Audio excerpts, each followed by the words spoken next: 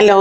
இன்னைக்கு ஆடிவெள்ளி நைவேத்தியத்துக்கு பிடி கொழக்கட்டை, வெல்லம் போட்ட பிடி கொழக்கட்டை பண்ணி காட்டலான் இருக்கேன்.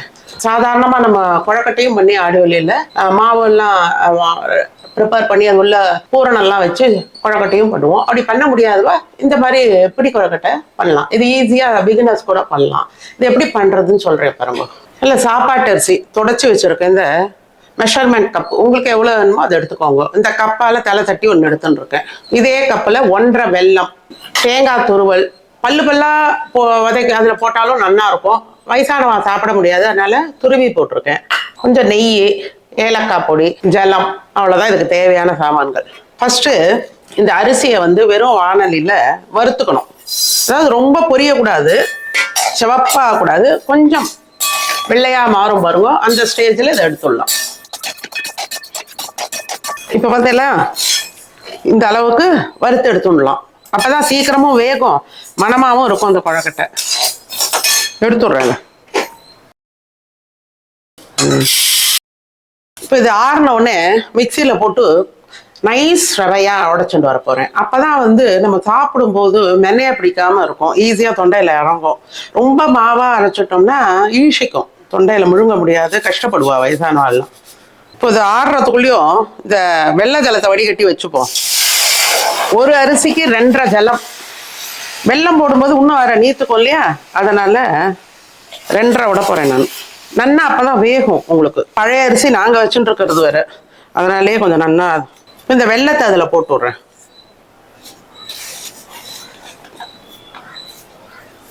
ஒன்றரை வெல்லம்.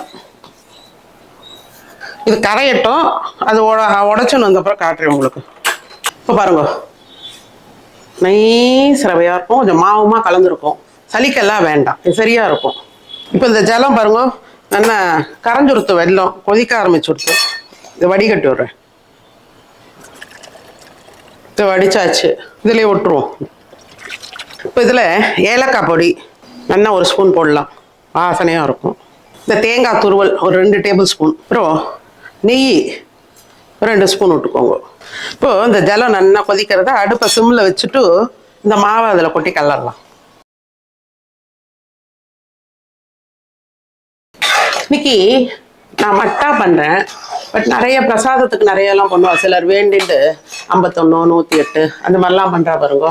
அப்படி இருக்கும், என்ன பண்ணுங்கோ, அந்த மெஷர்மெண்ட் தண்ணியில் பாதி தண்ணியில் இந்த உடைச்ச ரவை இருக்கு இல்லையா, அப்போ உடைச்சோம் பாருங்க, மாவு ரவையமா, அதை எடுத்து கொட்டி நல்லா ஒரு 10 நிமிஷம் அதுலேயே ஊற போட்டுருங்கோ.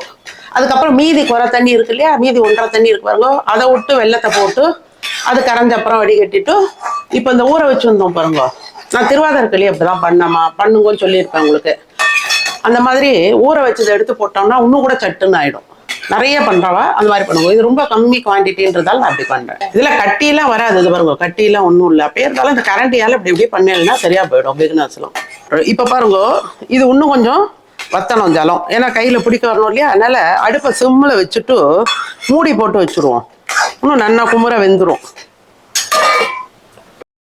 இப்போ பாருங்க, ஒரு 10 நிமிஷமா நடுவில் ஒரு 2 முறை கலரி விட்டேன்.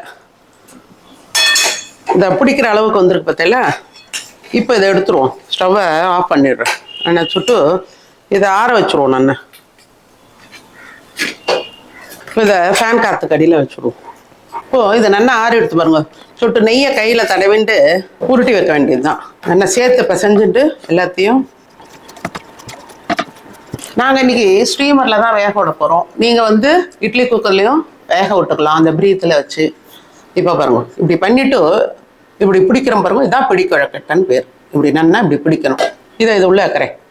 இலையை போட்டு வச்சுருக்கேன், மந்தார இலை.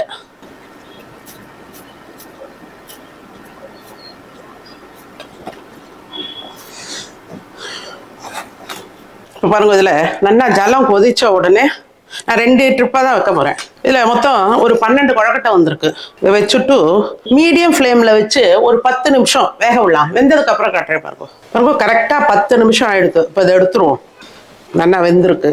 இப்போது இதை உடனே சூட்டோடு எடுக்காதீங்க, எடுத்தாக்கே உடஞ்சி போயிடும் சம்டைம்ஸ். அதனால இது கொஞ்சம் நேரம் ஆறட்டும். ஆறினவுடனே எடுத்துட்டு காமிக்கிறேன் உங்களுக்கு. இப்போ பாருங்க, இது ஆறி எடுத்து 5 நிமிஷம் கூட இல்லை, ஆறி எடுத்து. பார்த்தீங்களா, நல்லா வெந்திருக்கு. இன்னும் கொழக்கட்டையும் வேக விட வேண்டியது தான். இதை பாருங்க, நல்லா வந்திருக்கு.